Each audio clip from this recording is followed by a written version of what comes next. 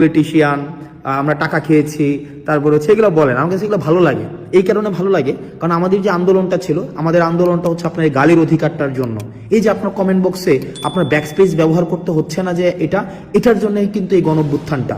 এই যে আপনাকে ব্যাকস্পেস ব্যবহার করতে হচ্ছে না, আপনি গালি দিতে পারছেন আমাকে, আপনি আমাকে তুই বলতে পারছেন, আপনি আমাকে খুব অপভাষা ব্যবহার করতে পারছেন, আপনি আমাকে বলতে পারছেন যে আমি হচ্ছে টাকা খেয়েছি, ঘুষ খেয়েছি।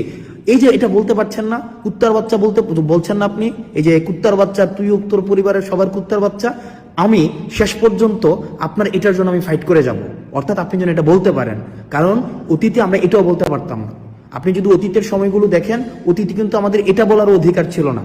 সুতরাং আমরা আপনার এই গালিটার জন্য আমরা ফাইট করেছি, আপনার দ্বিমত প্রকাশের জন্য আমরা ফাইট করেছি, এবং দ্বিমত প্রকাশটাই আমরা চাই যে আপনারা দ্বিমত প্রকাশ করতে পারেন। শুধুমাত্র সহমত প্রকাশ করবেন, আমি শুধু যেটা বলবো সেটাই আপনি বলবেন, আমরা এটা চাই না।